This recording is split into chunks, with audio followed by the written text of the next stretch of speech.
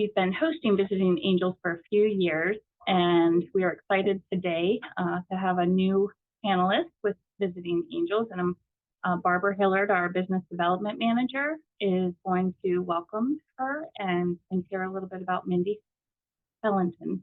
Welcome, everyone. Thank you for joining us. As Karen said, I want to just tell you a little bit about Mindy. For over 40 years, Mindy has been helping families who want to create a plan to protect their loved ones and have peace of mind. Mindy started her career as an assistant state attorney. Soon, she realized she wanted to combine her social work background with her legal skills. In the last several years, she has met many wonderful people who did not know their rights and did not understand the law and did not know what options were available. Education is the key to understanding. She decided to dedicate her practice to elder law, Medicaid, veterans benefits, and estate planning. She is able to guide her clients through those difficult and sometimes overwhelming processes step by step. It was then that she became an award-winning estate planning elder law attorney in this area. Because of her efforts, Mindy was awarded top elder law attorney in the Bethesda magazine, and those are voted by other attorneys, her peers. That speaks wonders right there. Mindy has spoken on numerous occasions for the Maryland State Bar Association, University of Baltimore Law School, and too many to mention local organizations. She also has talks specialized on her website on specific topics. This is how she chooses to make a difference in people's lives. Just a little tidbit, she is also a pet lover. Check out her website. Check out Lexi and Scruffy. I'll leave that up to you to find out who they are. I am honored and privileged to have our guest speaker today. Let's welcome, with our hands up, applauding, Mindy Ellington. Woo! Mindy. Thank you. Thanks so much for the opportunity to be able to present this educational webinar to all of you. It's really important to me because education and knowledge is power, right? So I, at the end of the day, walk away from participating today knowing that I've given you power. And I kind of want to just briefly take the opportunity to talk a little bit about a short journey that led me to the marriage of my social work and my legal experience. So my dad, unfortunately, had an untimely death. He passed away when he was 50 from cancer. Needless to say, it was very devastating. But my dad had a plan in place. My dad had a plan that enabled me to continue with my education and to go on to law school, to be able to help people like you. Now, my brother, unfortunately, who passed at 56 from a heart attack, did not plan. So I got to see what that side looked like in helping my sister-in-law and my family go through not planning. So today we're going to talk about the importance of a plan, why you need a plan, and the mistakes that we see that you don't want to make in your plan or planning for your loved one. I'm going to talk for about 45 minutes, and then we're going to open it up to questions. So, and I'm going to let the powers that be deal with that part, because I haven't done one of these webinars since the beginning of the COVID era. So I'm not the most technologically savvy person. The good news is I can tell you about the mistakes you don't want to make. So what is mistake number one? Mistake number one is not having the right plan for you or your loved one. And what do I mean by that? Everybody's goals and concerns are different in what their estate plan should look like. That's why when we meet with people, we have them fill out a questionnaire identifying what's important to you. What does it look like and feel like for you to have the right plan in place to protect your loved ones and to provide, commonly, this is what we hear, peace of mind. So I always ask people, well, what does peace of mind mean to you? Peace of mind means something different to everybody. Wouldn't you say? Like, For you, it may be, well, I want to know that I've made it easy for my family when I pass away. For somebody else, it could be, well, I want to make sure that my dogs are cared for. That would be me. So those are the things that aren't always addressed, and you want to make sure that your specific goals and your concerns are addressed in your plan. So for example, people say to me, well, I just need a will. So let's talk about that. That's a myth. Sometimes a will is not what you need. Why is that? Well, a will, when you pass away with a traditional will, there is the process called probate that has to occur in order for your loved ones to inherit your money. So what is probate, Mindy? Probate is the process that goes through the court system that takes time, money, and the most important thing about probate that people are not aware of is the fact that probate, everything that gets filed with the probate court is public record.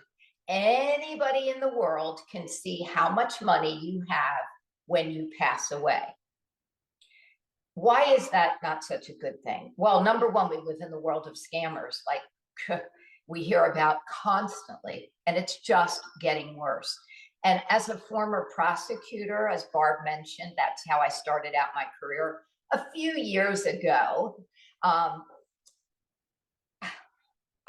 just can't help myself to say that the scammers are out there. And if they would just put all that time and energy into a legitimate business, they'd probably be legitimate multi-billionaires. But that's my soapbox. So thank you for bearing with me.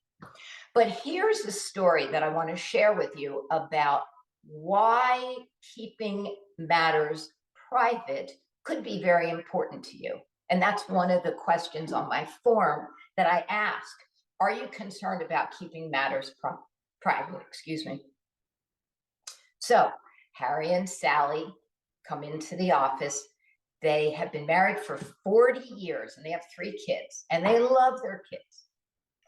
So they decide that they want to leave everything to the surviving spouse. And this is not an uncommon scenario.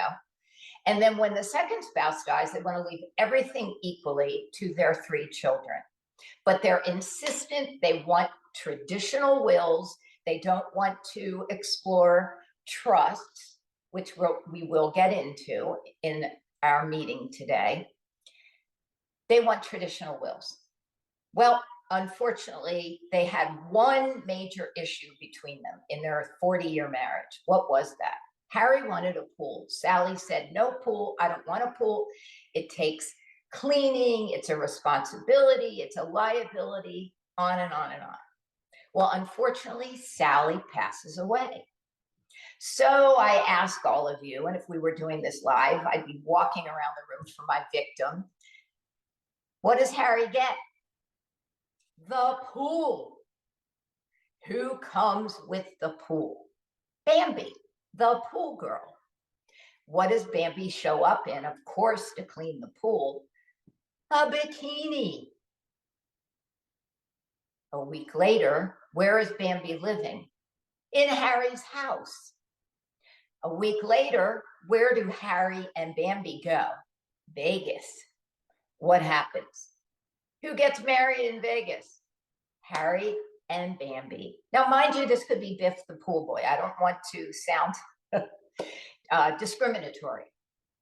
So it could be the pool boy or Bambi. But Bambi and Harry get married. Harry has a heart attack and dies, but they're married. Well, who gets the lion's share of the money that was ideally supposed to go to the 3 kids? Bambi. Bikini Bambi. So why did Bambi target Harry? Because Bambi was able to see in the court record, she's not stupid, right? She knows to lurk those records at the courthouse. And I told you early on, it's public record. So Bambi knew how much Harry had, and she said, I got a live one here. I'm going to become a pool cleaner. So the 3 kids are not happy. Could we have put a plan in place to address that possibility? Absolutely. Could we also have a way to avoid that probate process that is public? Absolutely. So this is a good segue for us to get into trust in a moment, because I'm going to illustrate 2 types of trusts that we have on a board.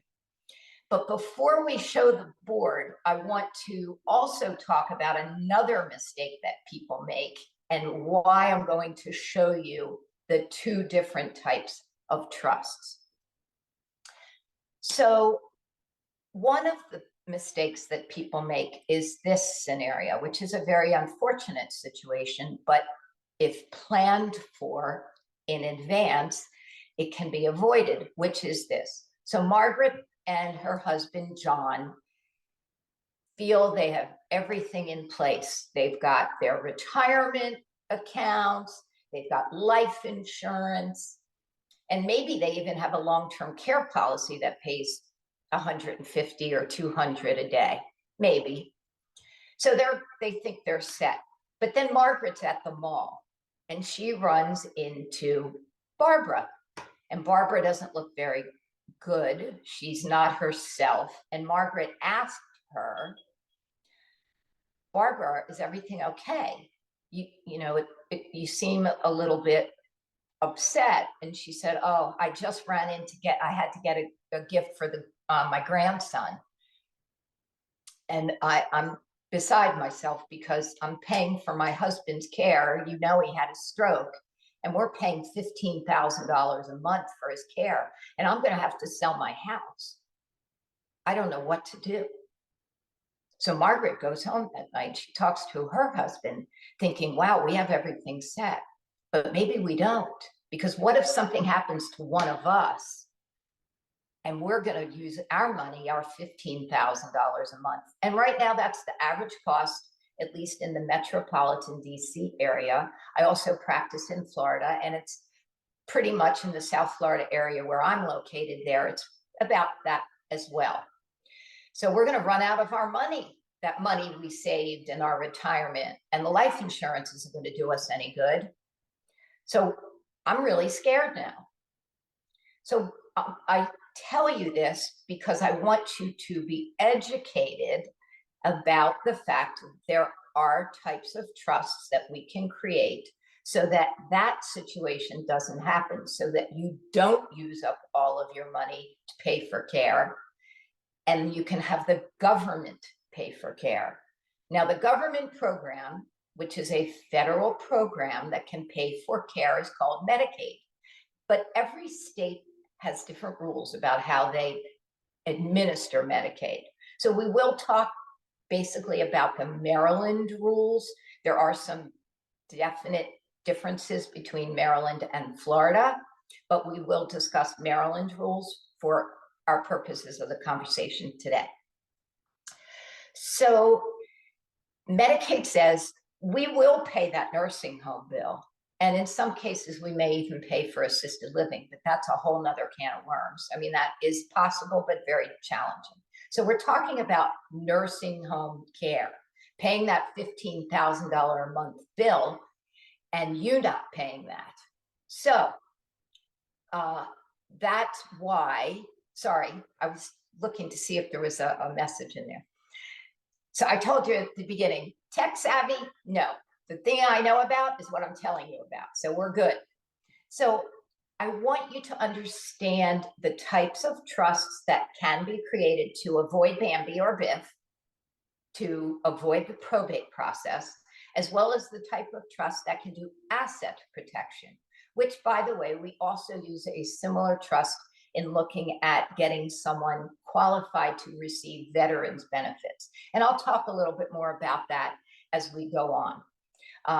But for right now, let's dive into the 2 types of trusts and how we can use those to have the government pay for nursing care and how we can also avoid probate.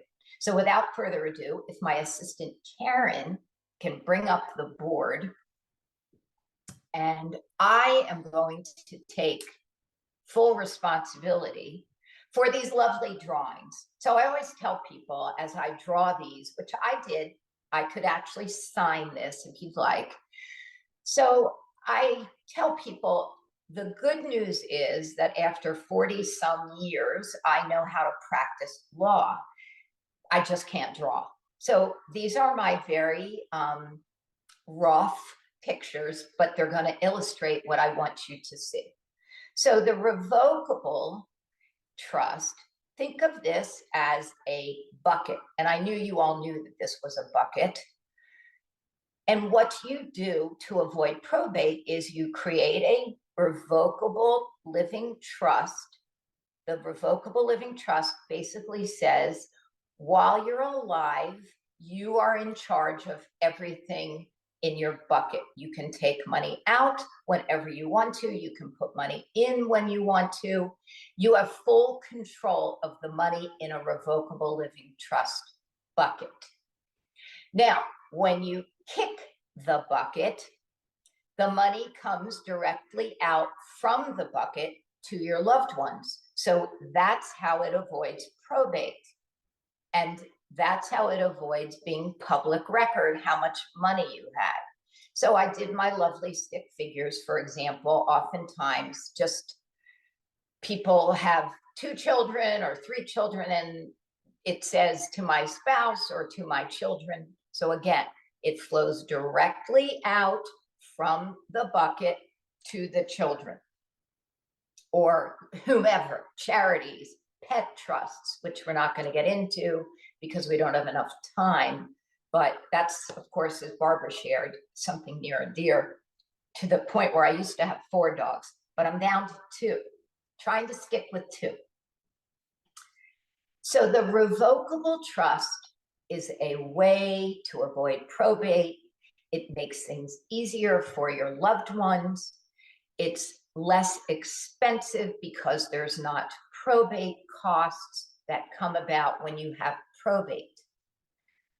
Okay, so earlier I said a few moments ago that if you want the government to pay for your care, you can only have a certain amount of assets. I think I said that, but maybe I didn't, so I'm saying it now. The government says, if you want us to pay your bill, we will do that, but you have to be basically broke. So what does that mean? Well, as a married couple, right now, you may have approximately $146,000 in assets. So what does that mean? You can have cash, checking, savings, money markets, stocks, bonds, CDs, cash value and life insurance, retirement accounts, which is a biggie because a lot of people have a significant amount of money in their retirement accounts. So all of those things add up and cannot be more than $146,000. But you see, I put a little, that is a house in the other bucket that has asset protection above it. The house does not get included in that amount. When there is a spouse in the house without a mouse, the house is exempt no matter what the value of that house is. So for example, if you have a $2 million house, your spouse gets to keep that. But let's fast forward in that conversation, meaning most likely one of the spouses will die before the other, like we had in Sally and Harry's case. So Harry is now a single person. The rules are very different. Harry can only have $2,500 to his name. He gets to keep the house, but it can't be more than about $570,000 in equity. And Medicaid puts a lien on the house and says, we're going to take back every dime that we spent on your care. So the house is really not protected. So this bucket, this asset protection bucket, if you see, I drew a lid on that bucket. So that means You may not reach in and take your money out whenever you want to, but you can appoint someone to take your money out and then give it to you. You just can't get it directly. And then this does the same thing as the revocable trust. When you kick the bucket, the money flows directly out to your loved ones. So we can remove the whiteboard now, Karen, thank you. So I want to kind of recap the importance of planning for protection of assets is something that people are unaware of frequently, because I have people who come into my office, they've been to other law firms, they bring their book of documents, which they have no clue what it means, and which is upsetting to me, because I really want people to know what they have and why they have it. Not just, oh, well, she said to do this. That's not how I help people. I want to educate you, give you the knowledge, you make the decision. You make the right decision for yourself. But knowing that this possibility exists, to plan in advance for the possibility of nursing home care is one of the key pieces I want you to walk away with today, to know there is a plan that you could make. Is there an opportunity to still preserve assets even when your loved one is already in a nursing home, or you are already in a nursing home and you didn't take the opportunity to plan in advance? Absolutely. There are still things that we can do to help people in those situations, which I call a crisis situation. You're now bleeding money. You're writing that check every month for $15,000. And by the way, that's the average. There are some nursing homes that are more, there are some that are a bit less. So that's just the average. So you're writing those checks. So we can help stop that bleeding even when you haven't planned in advance. So what do I mean by planning in advance? What does that mean, Mindy? Why is that important? Because the government says, if you want us to pay that bill, we'll pay it. But we want to see what you did with your money 5 years before you ask us to pay. And if you gave away money and then didn't get something of value, either a product or a service of value for that money, then we're going to put you in a penalty box where you're going to sit for a certain period of time before we pay your bill. So best to do this 5 years in advance of needing care. But oh, Mindy, where's your crystal ball that works? Because mine doesn't. Well, I don't have a crystal ball that works either. So what we do is we keep our fingers crossed when we create that asset protection trust that nobody needs care ever, but that's more than likely not the scenario, because we are living longer and longer, and with that comes stuff, as my mom would say, stuff, keeping it clean. So we want to plan in advance, because these things can happen. And we keep like I said, we keep our fingers crossed that care is not needed ever or 5 years from now. But a commonly asked question, and I know it's on the tip of your tongue, somebody in the audience, well, what happens if something happens within the 5 years and we set up this asset protection trust? My dad has a stroke before the 5 year has run. So let's say, for example, we set this up October 1st, 2023, and Dad has a stroke October 2nd, 2025. Well, what happens is that we have to run the math to see what makes the most dollars, meaning, is it better to pay for Dad's care and have Dad remain at home and get good care by somebody, a caregiver from Visiting Angels, for example, bringing them into the house? Is that a better course to look at, for many reasons, to wait out the rest of our 5 years? So we have 3 more years. So each person's case is individual. And I always tell people, if there's a situation within that 5 years, please come and see me, contact me so that I can run the numbers, do the analysis with you to look at, do we keep running the course and wait the 5 years? Or do we go ahead, undo what we did and file for Medicaid? Knowing that we're not going to save as much. Because remember, when you're in a crisis situation, we can't necessarily save as much. Well, we can't in most cases, and especially when it's a single person. We can't save as much. We can still save some though. So planning in advance, planning in advance, planning in advance is a theme throughout my presentation today. This is the best way for many reasons, because you really don't also want to be dealing with the mess my brother left, who died with nothing, no plan. So I saw briefly a question come up about the difference between a revocable and the asset protection. Hi, Mindy. I'm Chris. I know we were discussing revocable trust at the beginning of the presentation, and I've always heard irrevocable trust was something that needs to look into. So I didn't know how to differentiate between the two. I could look up, but I thought because you were the expert, I could ask. The asset protection trust is an irrevocable trust, meaning you may not make changes, you are not in control of it, and that's why it's protected. Versus the revocable, you could reach into that bucket, take your money out whenever you want to. It's revocable, it's changeable. You can undo the whole thing. But with the asset protection, which is irrevocable, you may not do that. You can designate someone else to make certain changes, but you cannot do it directly. You give up control, which is why the government says, oh, that money isn't yours anymore, because you've given up control. Does that make sense? It does, yes. Thank you so much. You're very welcome.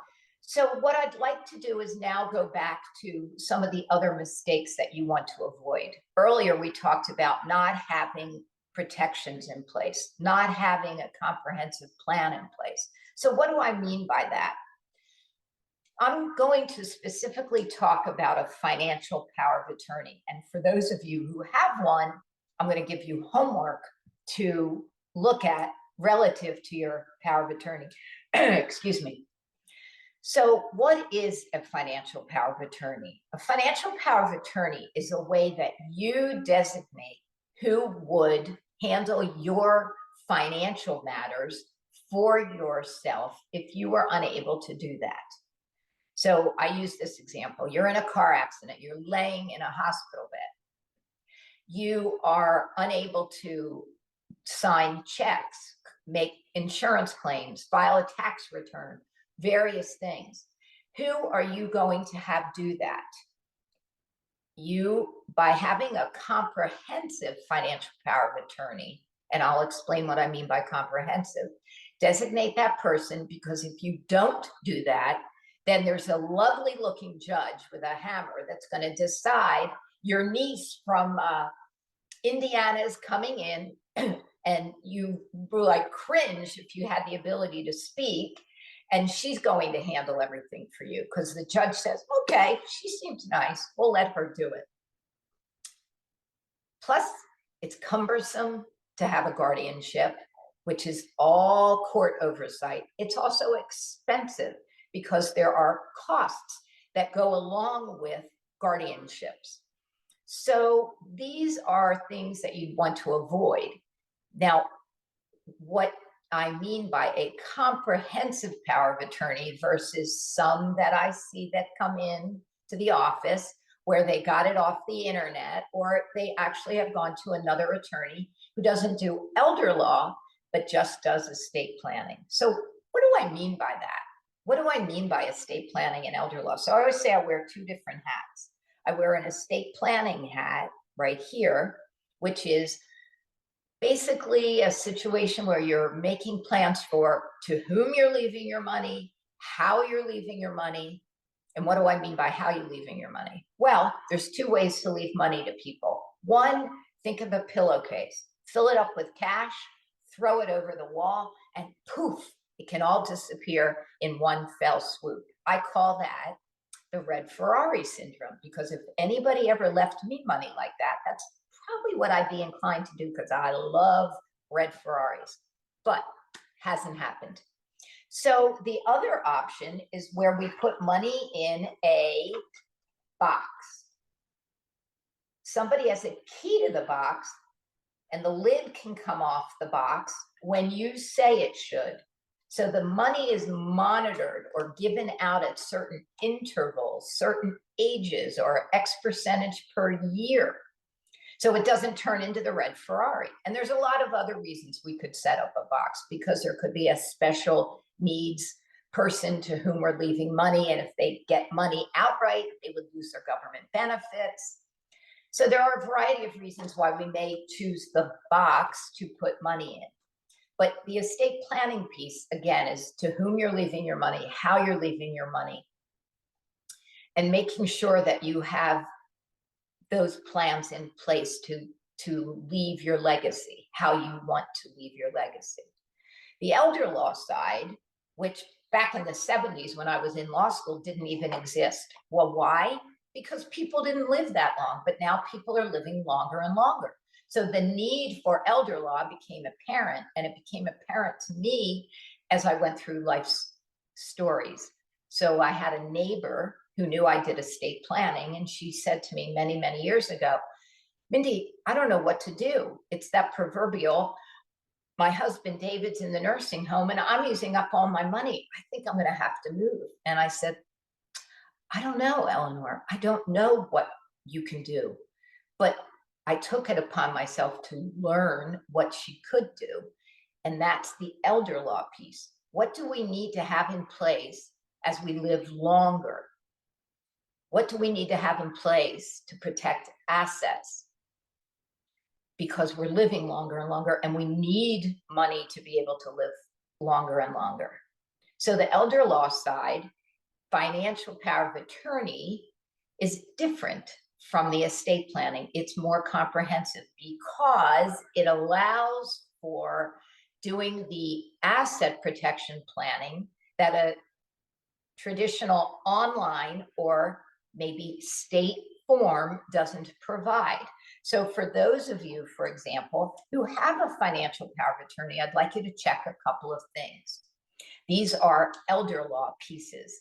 So one of the things that I commonly see coming into my office with it, not ill-prepared, but not an elder law prepared power of attorney, is a limitation if it speaks to the fact that the agent, so just to clear up terminology for a power of attorney, the person setting it up. So I have a power of attorney I'm signing to give my friend John Doe the ability to handle my money and my financial affairs if I can't do it.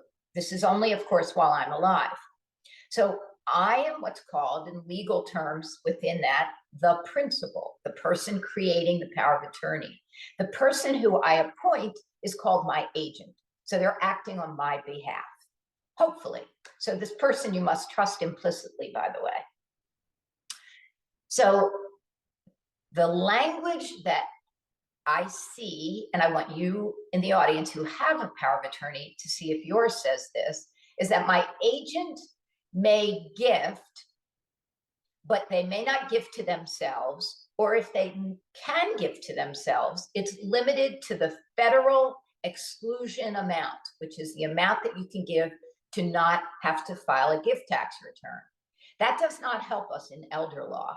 Why? Because when we're doing Medicaid planning or veterans benefit planning, we need to be able to gift potentially all of the money away. And it's a very complex field.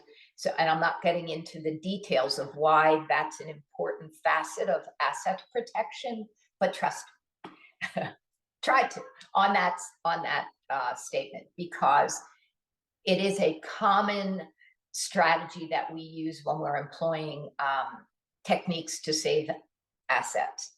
So it has to give unlimited gifting. It has to allow for gifting to the agent as well.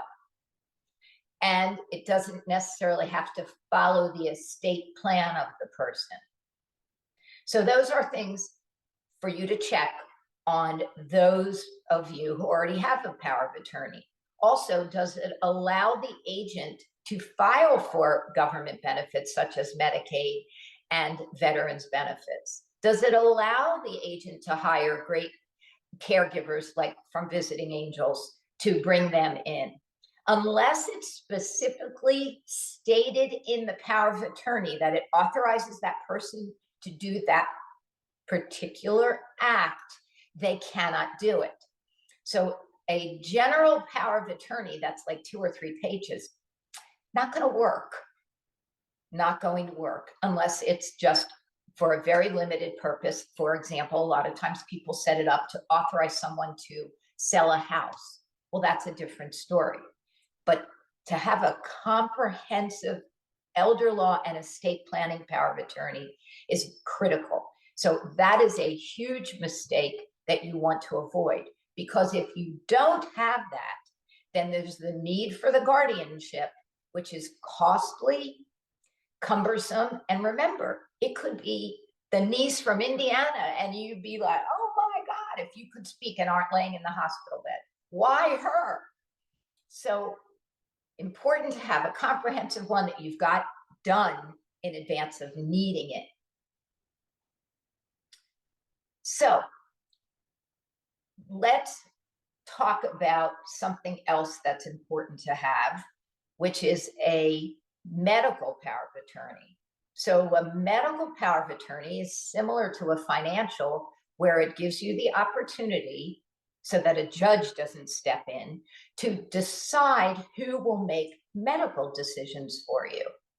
This is very important to have in place, because I mean, everybody has their preferences, right, about medical treatment. Some people say, I don't want anything extraordinary. I don't want tests, tubes, this, that. Well, guess what? If you don't have it in writing in a comprehensive power of attorney for medical decisions, you could become the next Terry Schiavo. How many of you remember Terry Schiavo? So let's see if I can see a show of hands. Well, I'll go out on a limb and say maybe there's a few of you who remember Terry Schiavo, like I do. And of course, it was a Florida case. All these cases seem to happen in Florida. And Terry Schiavo did not have a living will, which we're going to talk about. So let's talk about that, and then we'll dive into Terry Schiavo and why we know her name.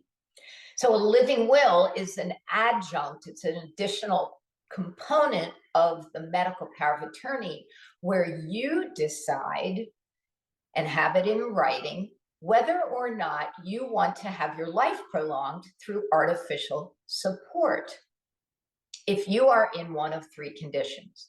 And I always recommend 2 doctors declaring you to be in that condition, but it's a personal thing.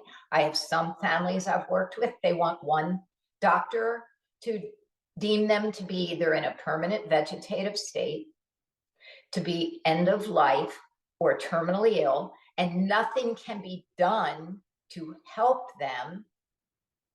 So they do not want artificial support keeping them alive, other than for pain management.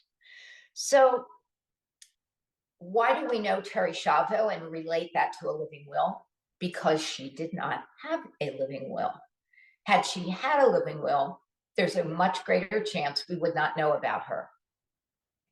She, unfortunately, became the subject of a lawsuit because her parents wanted her to remain on life support, and her husband, no offense to him, but he also did happen to have a Bambi, so we were told, and he wanted her life support to be removed. So that's how we got to know about Terry Schiavo. She did not have the proper plan in place. So it's important to have all these pieces in place while you have the faculties to do it, because once you don't have your faculties, obviously you can't have these done on your behalf. Again, that judge sitting up there is going to put the hammer down and say, I'm appointing so-and-so, and you'd be like, oh my gosh, if I could only speak. So you want to make sure you have all of these things in place, because if you don't, again, it becomes more expensive Probate is more expensive. There's costs of probate. There's costs to a judge overseeing everything for a guardianship for your money and your person.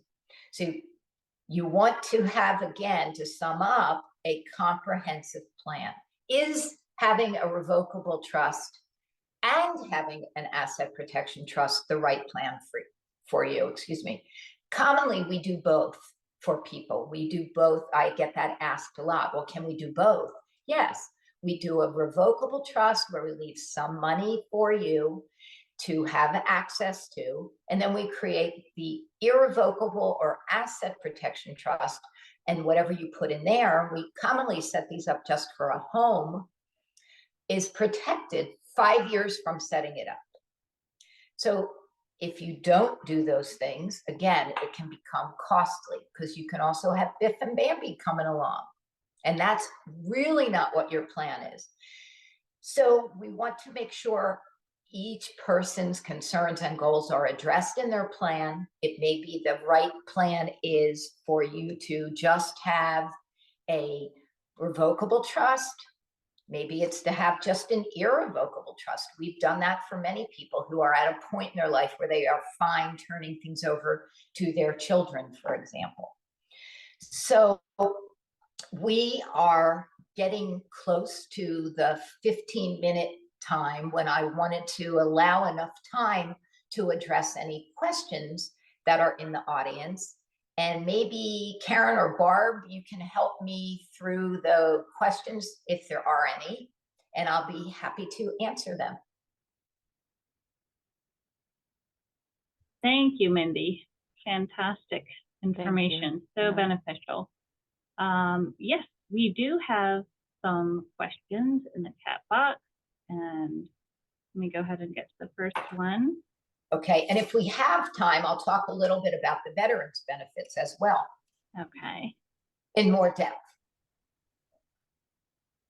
All right, so this is from Barbara. Can an agent use gifted fund to pay for home care for their loved ones? Great question. Absolutely. They may use that. But again, the more clear that is in the power of attorney, the better it is, because there is no question that they're doing that with the authority of, for example, mom or dad. But yes, those funds can be used for that purpose in what we create. So of course, what we create is extremely comprehensive. We put everything but the kitchen sink in. Okay. I think Joe has a question. Yeah, Joe Isaacs. Yeah, hi. yeah. Thank you for your presentation. I appreciate it. My pleasure. I was curious, is there an asset level at which this is more important to consider than not? I mean, do you have to have a certain amount of money to make it worth your while to undertake this? Because everything costs money, to set up. And the other thing is, I was informed some time ago by a lawyer in Maryland that really probate can't be avoided in the state.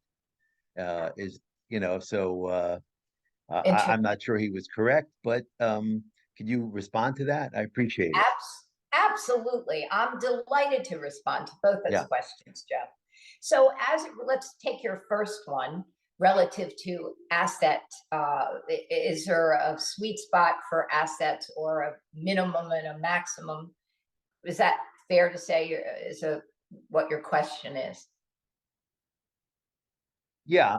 Is there a threshold at which it isn't worth your while to get into all this legalese and just write a will and get it over with, Well, a lot of it depends on, again, what the person's goals and concerns are, right? So if you write a will and get it over with, well, if you have $100,000, but you don't want anybody to know to whom you've left it, and potentially have them be victims of scammers, that's my big pet peeve with all of it, because it's public record.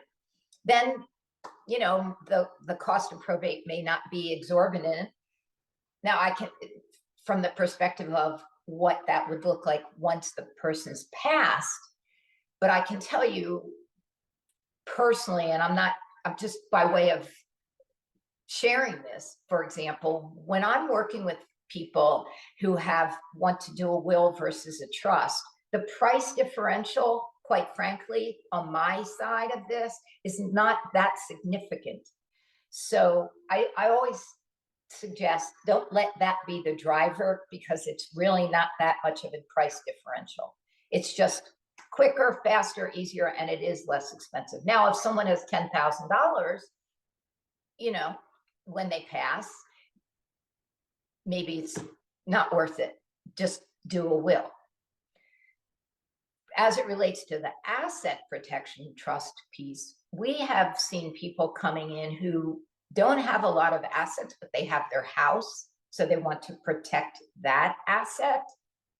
And that house could be worth $200,000, because that's their hard-earned money, right? Everybody's hard-earned money is their hard-earned money, whatever that amount may be. So they want to protect it, whatever it may be. And I've had people who have come in that have had $8 million and have still set up these trusts, because in their minds, they are concerned that they could still lose all their money. So it's really a subjective situation, which is why we have an initial consultation to really assess your particular situation. What are your goals? What are your concerns? And yes, what is your financial situation? And I know I didn't give you a black and white answer, because it really isn't. It really depends on the individual. But I do have a black and white answer for your second question, which is absolutely, that is incorrect. You may avoid probate totally in the state of Maryland by having either a trust, beneficiary designations, avoid probate, joint accounts, which I'm not a fan of for a variety of reasons, but joint accounts, and that we see that particularly with husbands and wives, which is fine. But what I don't like is, well, I have my own estate planning because I put my daughter on all my accounts. No, time out on that one. But if they did put their daughter on that account, a joint account avoids probate. There are a variety of ways to avoid probate, and you can totally avoid probate in the state of Maryland. So, and the trusts will do that as well. But I want to step back, and I'm diverting from your question, because one of the things that I want you to be aware of when you add my daughter to an account, let's say your daughter is in a car accident and she has insurance, but she doesn't have an umbrella that's going to pay for the lawsuit for the loss of 3 people's lives. So guess what they're coming after? Your money in that joint account with your daughter. So it's a way to avoid probate. I want people to know that any joint account goes to the survivor account holder. So I have an account with my brother, for example. He passes, I get that account. I pass, he gets it. But it may not be the ideal scenario for liability purposes, or the daughter-in-law from H-E-double-L. Oh, she could be finally divorcing your son, thank goodness. But that money could go to her. You probably wouldn't like that either. So it's a long-winded answer, but I want you to know that yes, you can definitely avoid probate in Maryland. Thank you, Mindy. We Thank do have you. another question. You're welcome. This is from Leslie. My aunt just called me yesterday and asked the best way to set her home up for my cousins. She asked, should she put them on the deed or set up a revocable trust? She wants to reduce the amount of taxes that they would have to pay if they decide to sell the home. And that is in the chat. Okay, well, those are great questions, but I will, and I don't want it to appear that I'm avoiding answering the question, but it's not an isolated answer. So there's a lot of variables in that situation that we would need to really look at before I gave my opinion about the best way to address what that would accomplish, putting her on the deed or setting up the trust. So I don't mean to be evasive, but I'm going to be, because there's too many variables. It's too isolated for me to know. I need to know more about everybody else who's in the game. What is the value of the estate? Is it subject to taxes? Where does she live? Does your aunt live in Maryland? So there's a lot of variables in those particular cases. And it's best to really either meet with myself or another qualified elder law and estate planning attorney to answer that. Information. I'm just going to forward her your information. Okay. Because All right. I told her that we were having this today, but of course she's like, I can't get on there. So I'll just forward her your information, and then that way you can help her with what it is that she's trying to create. But she has a home in Maryland, and she was going to put them on the deed, but she was like, if they're on the deed and she passes away, then if they sell the house, then they're going to be left with a lot of the taxes to pay. And she was just trying to figure out the best way to structure everything. So I'm going to give her your information, and then that will make her happy. Yeah. Thanks, Thank you. Leslie. All right. Sorry, I couldn't tell you a definitive answer, but I will tell her. Thank you. Life is gray, isn't it? Yeah. Yeah, there is a lot of gray, except for being able to avoid probate in the state of Maryland. Joe, if you're still on the call. Great. So if you have additional questions, we are getting towards the end. And Mindy, I don't know if you have any last minute questions. I will be sharing Mindy's information in the chat box, so you can certainly follow up with her after the coffee chat.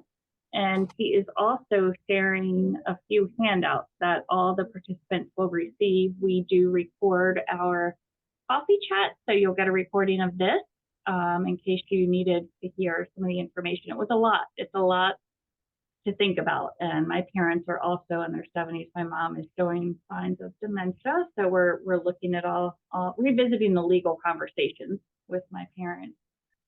Yes. So Mindy, did you have any last thoughts, or could you talk a little bit about the veterans, Mindy? A little bit. Yes, There's a comment on that. Yes, I just saw that, and I said if we had a few minutes left. Thanks, Barbara. So the veterans benefit is a great opportunity to get pension benefits to help pay for home care, for example, or costs in an assisted living. So there are 3 requirements in order to get this veterans benefit that is available to either the veteran or the surviving spouse of a veteran. So for example, my mom, who passed away 2 years ago, and my mom unfortunately had dementia as well. So on her behalf, I filed for the veterans benefit called aid and attendance. So it is a benefit that's available to veterans who served during a wartime. That's the first requirement. And have a greater than a dishonorable discharge. The second requirement is the person for whom you're seeking the benefit, their income must be less than their unreimbursed recurring medical expenses. For example, caregivers is an unreimbursed medical expense. So if mom's income is, say, $2,000 a month in Social Security, but you have visiting angels coming in and there's an expense of $4,000 a month for caregivers, just by way of example, that's offsetting the income. So mom, for example, my mom was eligible. There's also a financial asset requirement, which we used to be able to do a lot more creative planning relative to that. We still do trust now, but now there's a look back period. In 2018, veterans said, if you, and it was very gray how much you were allowed to have, but we used to go by about 120,000 in assets. And unlike Medicaid that I talked about earlier, it doesn't really matter if you're single or you're married, that was the amount.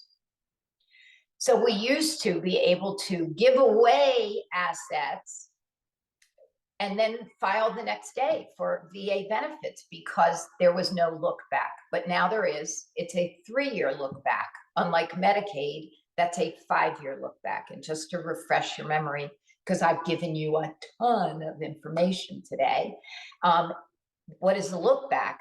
If you want the government to pay for either veterans benefits or pay for your nursing care, they want to see what you did with your money in the last, for Medicaid, 5 years, and for veterans benefits, 3 years. And if you gave away money within those timeframes, they put you in that temporary penalty box. But once that's all through, then you are eligible to receive a pension amount, which is on average for a surviving spouse, $1,300 a month. For a veteran, it could be about $2,200 a month, $2,300. And for a veteran and their spouse, it could be even higher. So it's definitely a good option to look at to receive additional funds that you may be entitled to as a veteran or a surviving spouse of a veteran. Again, this helps pay for in-home care. This helps pay for assisted living. So it's definitely something to look at, but I will share with you that it's quite a process. Having personally gone through it, it's definitely something that takes help, and you should get help in looking at that. But it is there, and a lot of people are unaware of the fact that this veterans benefit does exist. So if you're eligible or your loved one is eligible, definitely take advantage of it. Yeah, with your permission, Mindy, I wanted to let you know that Visiting Angels is an approved veterans provider, and we can help get you started with the 1010 EZ. And if you don't have the DD 214 papers, the discharge papers, I have a link that we can give you access. And then other areas, Mindy can walk you right through the other. It is timely, but you got to get in the system. Over 70% of the veterans that qualify for this are not in the system. So we can help get you started, and Mindy can take you through with the qualification. Yes, that's great and very helpful, because you really need somebody on your team. And it's great that Visiting Angels makes themselves available to help you with that. So kudos to you, Barb, for doing that. Very helpful for people. And everybody's overwhelmed. You know, you're overwhelmed dealing with a loved one. I went through it. I was on your side of the desk. I lived this. So you're trying to deal with mom's care and paying and all of these, the emotional pieces that go along with dealing with someone with memory issues.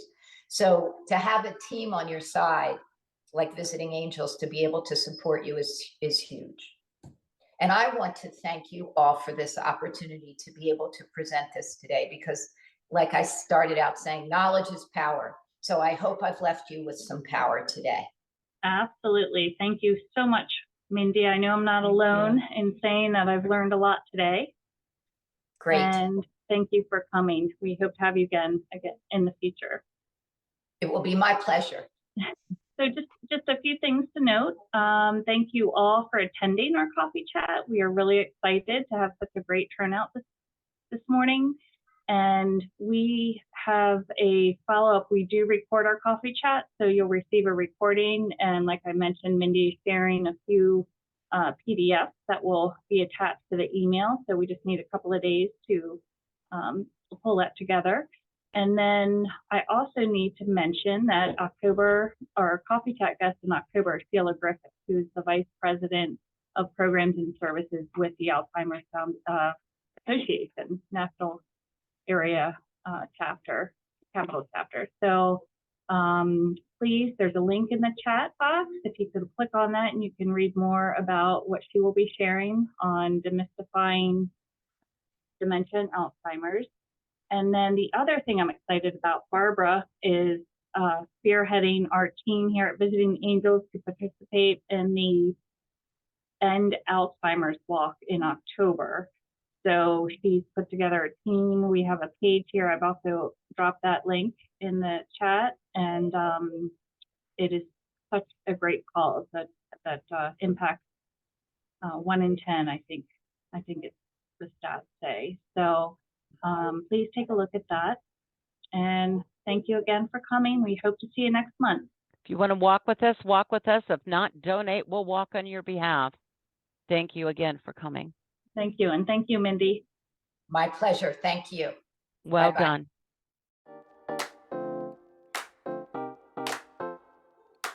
At Visiting Angels, we're committed to enriching the lives of elders and their significant others. Our monthly coffee chat sessions aim to make your lives easier and better by providing quality information from our expert panelists. We're here to elevate your quality of life, offer practical wisdom, and ensure you have access to valuable insights. See you again next third Wednesday of the month.